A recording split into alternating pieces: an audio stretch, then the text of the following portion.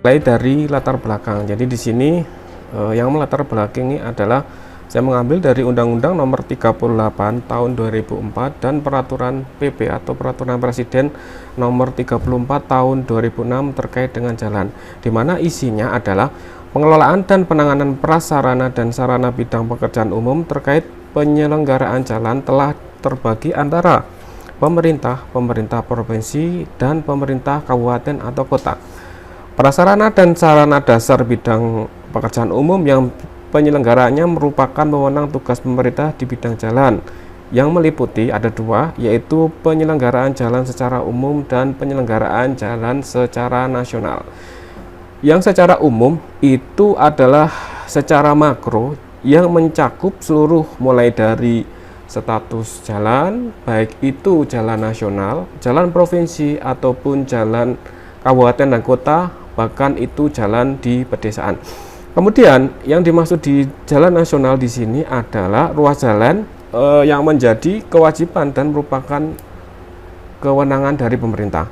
Wewenang penyelenggaraan jalan secara umum dan penyelenggaraan jalan nasional meliputi di sini ada pengaturan, kemudian pembinaan, pembangunan dan pengawasan. Nah, itu sekilas terkait dengan latar belakangnya. Kemudian kalau kita melihat di Undang-Undang Nomor 38 Tahun 2004 terkait dengan jalan, di sini ada, saya mengambil beberapa aja ya, jadi kebijakan pembangunan jalan. Jadi di sini ada beberapa kebijakan dalam pembangunan jalan yang bertujuan, yang pertama adalah untuk ketertiban dan kepastian hukum dalam penyelenggaraan jalan. Kemudian peran dari masyarakat dalam penyelenggaraan jalan, kemudian peran institusi penyelenggaraan jalan secara optimal dalam pemberian pelayanan kepada masyarakat, pelayanan jalan yang handal dan prima serta berpihak pada kepentingan masyarakat. Kemudian adanya sistem jaringan jalan yang efisien dan efektif guna mendukung terselenggaranya sistem transportasi jalan yang terpadu. Kemudian pengusahaan jalan tol yang transparan dan terbuka. Nah, ini bisa kalian baca lagi atau kalian download di Undang-Undang Nomor 38 Tahun 2004. Tidak usah dihafal, cukup nanti dipahami mana-mana yang bab yang penting bisa diambil untuk referensi.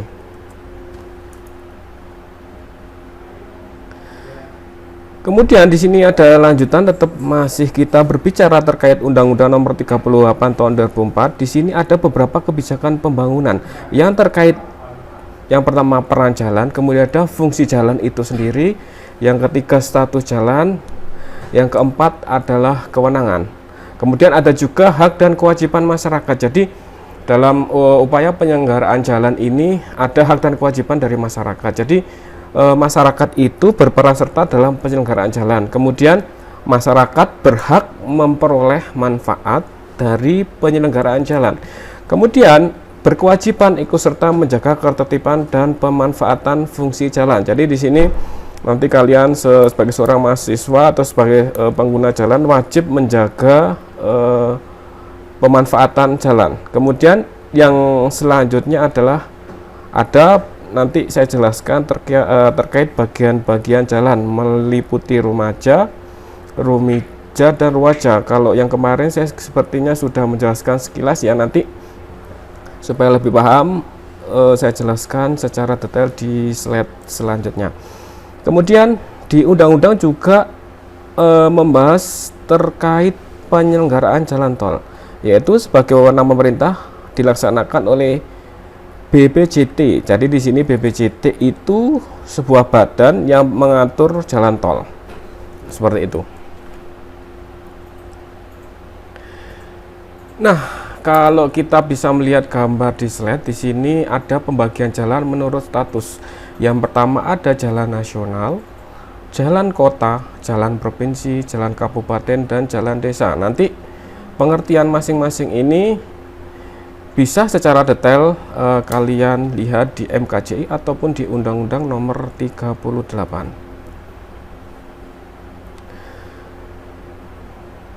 Kemudian di sini ada pengelompokan kelas jalan menurut spesifikasi penyediaan prasarana. Ada yang namanya jalan bebas hambatan, kemudian ada jalan raya, jalan sedang, dan jalan kecil. Kalau kita berbicara terkait jalan bebas hambatan, di sini ada aturan-aturan yang harus dipenuhi atau minimal. Di sini minimum lebarnya itu 2 kali 7 meter, divided, tidak ada persimpangan sebidang. Kemudian kalau jalan raya minimum 2 kali 7 meter, kemudian kalau jalan sedang minimum 7 meter, dan jalan kecil minimum 5,5 meter. Jadi kalau melihat spesifikasi ini menurut di Undang-Undang Nomor 38 Tahun 2004 ya, untuk lebar minimumnya. Kemudian kita mencoba sedikit ya mengulas terkait asas penyelenggaraan jalan. Di sini ada beberapa asas yang perlu kalian ketahui. Yang pertama ada asas kemanfaatan, kemudian asas keamanan dan keselamatan. Jadi sebuah jalan itu harus memberikan rasa aman dan nyaman kepada pengguna jalan. Kemudian ada asas keserasian, ada asas keselarasan dan keseimbangan, kemudian asas keadilan, asas transparansi dan akuntabilitas, asas keberdayaan dan keberhasilan, dan yang terakhir adalah asas kebersamaan dan kemitraan. Nanti penjelasan ini bisa kalian baca ya. Kemudian kita masuk yang terpenting ini terkait klasifikasi dan fungsi jalan.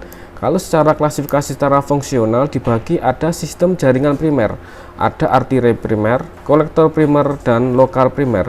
Kemudian ada sistem jaringan sekunder, itu meliputi arteri sekunder, kolektor sekunder, dan lokal sekunder.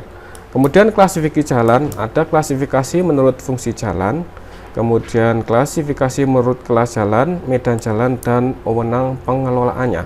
Oke, kita breakdown satu persatu ya. Nah, di sini ada klasifikasi menurut sistemnya. Jadi yang pertama adalah sistem jaringan jalan primer.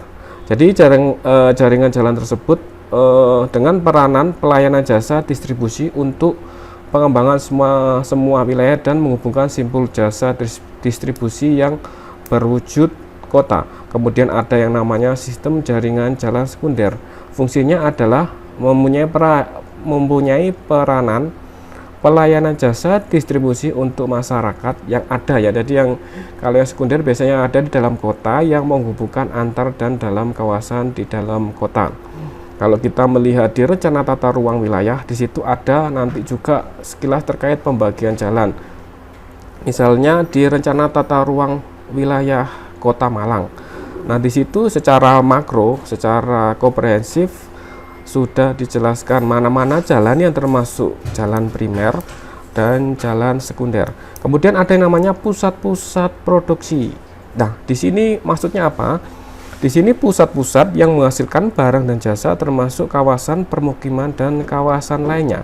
Kemudian ada namanya simpul jasa distribusi, di mana pusat-pusat kegiatan yang mempunyai jangkauan pelayanan nasional, wilayah, dan lokasi.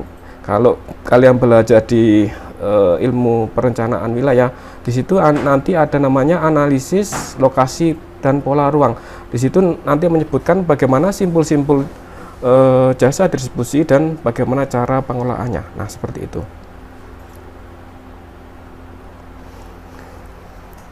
Oke, kita lanjutkan di pengelompokan jalan menurut fungsi. Jadi saya mengambil di paduan teknis pelaksanaan layak fungsi jalan pada tahun 2012. Yang pertama ada jalan arteri, jalan yang melayani angkutan utama. Ciri perjalanannya adalah perjalanan jarak jauh dengan kecepatan rata-rata tinggi dan jumlah jalan masuk dibatasi secara efisien. Kemudian yang disebut dengan jalan kolektor adalah jalan yang melayani angkutan pengumpul atau pembagi. Dengan ciri ketika kita berbicara terkait jalan kolektor, yang pertama adalah perjalanan jarak itu sedang, kecepatan rata-rata sedang, dan jumlah jalan masuk dibatasi. Kemudian ada namanya selain tadi ya, dua, yang ketiga adalah jalan lokal. Nah, jalan lokal itu ya jalan yang melayani angkutan lokal, di mana ciri-cirinya yang pertama adalah perjalanan jarak dekat, kecepatan rata-rata rendah, dan jumlah jalan maksus tidak dibatasi. Kemudian ada namanya jalan lingkungan, jalan yang melayani angkutan lingkungan, perjalanan jarak pendek, dan kecepatan rata-rata rendah. Kemudian kita masuk ke karakteristik jalan. Yang kemarin sekilas ya saya menjelaskan terkait bagian-bagian jalan. Kemudian ada namanya potongan melintang jalan, ada namanya jalur lalu lintas, ada namanya lajur, ada namanya bahu jalan, kemudian ada namanya median, dan juga fasilitas pejalan kaki. Kemudian kalau kita berbicara terkait volume lalu lintas, ada namanya SMP. Nah, ini singkatannya adalah satuan mobil penumpang.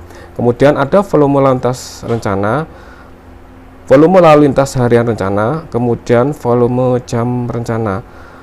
Kemudian yang terakhir ada namanya kecepatan rencana. Kemudian terkait dengan jarak pandang, di sini ada jarak pandang henti atau JH, kemudian jarak pandang mendahului atau JD. Nah, ini gambar atau grafik ini saya ambil dari Peraturan Presiden nomor 34 tahun 2000 terkait jalan. Kalau kalian bisa melihat di slide ini, ada beberapa bagian atau diagram mulai dari pengaturan, kemudian ada namanya pembinaan, pembangunan, dan pengawasan.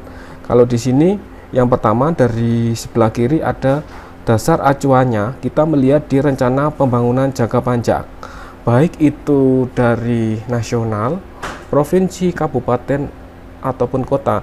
Selain RPJP, apalagi yang kita perlu melihat di kebijakan atau aturan? Yang kedua adalah terkait dengan rencana tata ruang wilayah.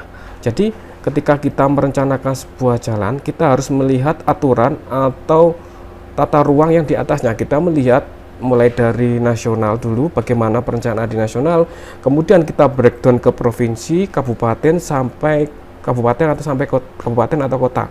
Nah, situ dalam perencanaan harus sinergis mulai dari tingkat atas sampai tingkat bawah. Kemudian ada perumusan kebijakan perencanaan, kemudian penyusunan perencanaan umum, sampai pengendalian penyelenggaraan jalan secara makro. Nah, ini termasuk di pengaturan. Kalau kita berbicara terkait di pembinaan, maka perlu yang pertama adanya penyusunan dan penetapan NSPK, kemudian pelayanan dan pemberdayaan sumber daya manusia, sampai dengan penelitian dan pengembangan jalan. Kemudian pada tahap pembangunan, di sini perlu adanya pemrograman dan penganggaran. Terus bagaimana kita merencanakan teknis jalan, kemudian berbicara terkait pengadaan tanah dan pelaksanaan konstruksi. Kemudian setelah itu pada tahap pengawasan, perlu adanya pengawasan di bidang pengoperasian dan pemeliharaan, dan pengawasan sampai dengan tahap konstruksinya. Nah, di sini kalau kita lihat ada bagan ke kanan ya, ada dua bagan. Di sini ada namanya perumusan kebijakan perencanaan jalan, kemudian penyusunan perencanaan umum atau yang disebut PPU, rencana umum jangka panjang jaringan jalan atau RUJPJJ, kemudian rencana umum jangka menengah jaringan jalan. Nah, ini mirip dengan perencanaan tata ruang. Ini harus secara sistematis mulai dari tahap awal, dari tahap perencanaan harus diperhatikan sampai dengan tahap yang terakhir sampai dengan keluar outputnya. Nah, ini bisa kalian lihat juga di Peraturan Presiden 34 tahun 2006. Silakan bisa kalian download dan dibaca-baca. Oke, kita masuk ke bagian jalan perkotaan. Kalau kita berbicara terkait bagian jalan perkotaan, ada namanya rumaja, rumija, dan ruwaja. Nah, sini secara jelas bagaimana pembagian dari rumaja. Jadi kalau yang berwarna putih itu rumaja mulai dari median jalan, kemudian ada jalur tepian, ada jalur lalu lintas atau lebar efektif atau WE ya namanya, kemudian ada bahu jalan, kemudian ada ruang lanskap, ada trotoar atau untuk pejalan kaki, ada saluran tepi biasanya untuk drainase. Nah, ini termasuk masuk ke rumaja. Kemudian kalau kita berbicara tentang rumija, ini di luar rumaja. Nah, seperti ini yang warnanya biru. Kemudian kalau ruwaja itu jalur tanah tertentu di luar dari rumaja dan rumija. Nah, ini yang berwarna kuning adalah ruang pengawasan jalan atau ruwaja. Nah, bagian jalan ini mengambil dari pedoman Permen PU nomor 20 tahun 2010. Ini kita berbicara tentang pedoman pemanfaatan bagian-bagian jalan, Permen PU ya. Kemudian ada Permen PU juga tahun 19 tahun 2011.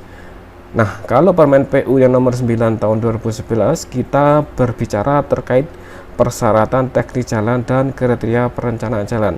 Jadi supaya kalian perhatikan, kalau kalian sebelumnya sudah mendapatkan jadi aturan dari urutan undang-undang itu, mulai undang-undang, kepres, perpres, inpres sampai perda, seperti itu.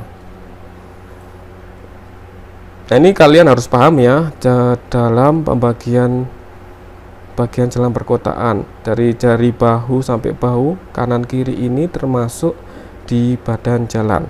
Nah, ini jelas sekali pembagian jalan perkotaan.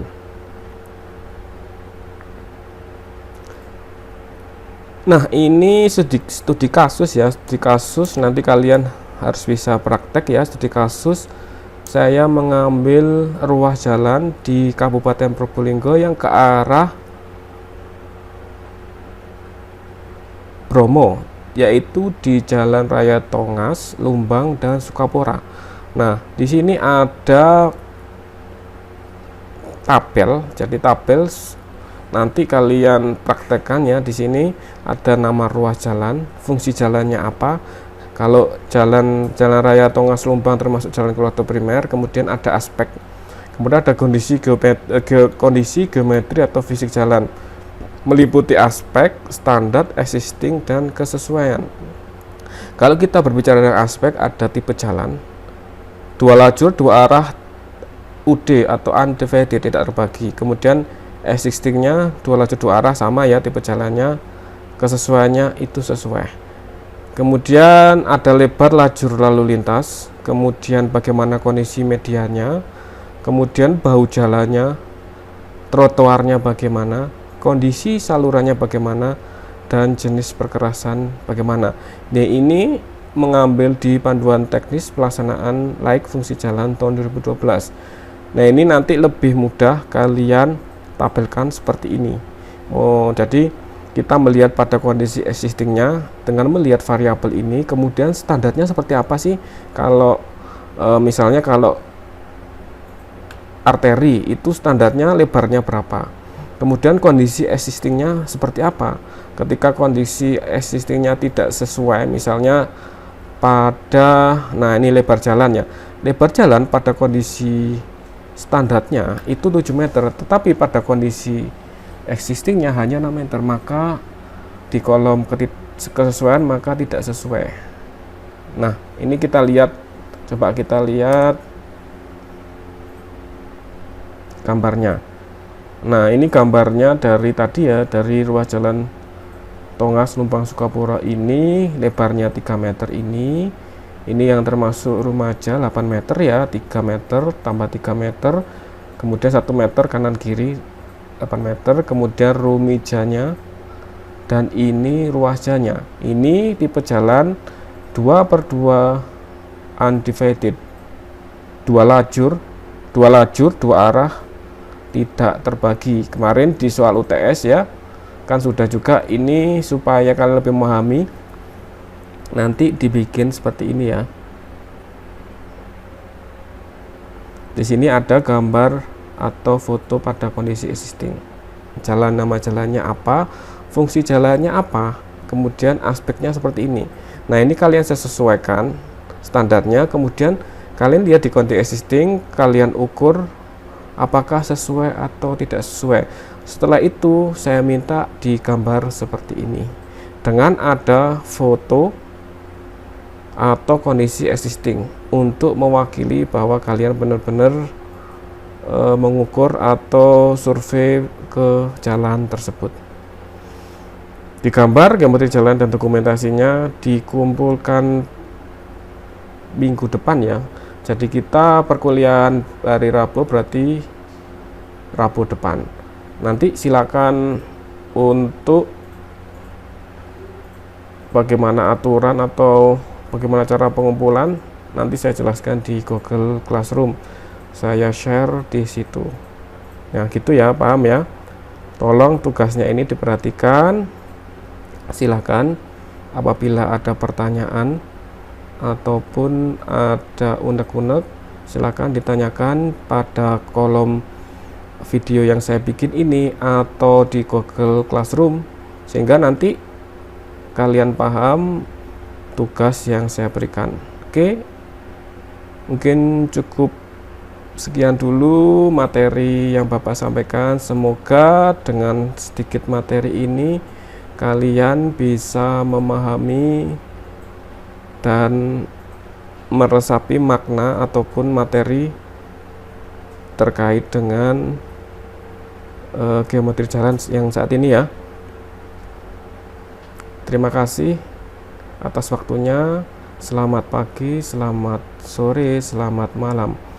Assalamualaikum warahmatullahi wabarakatuh. Tetap semangat, jaga kesehatan, dan jangan lupa tugasnya dikumpulkan.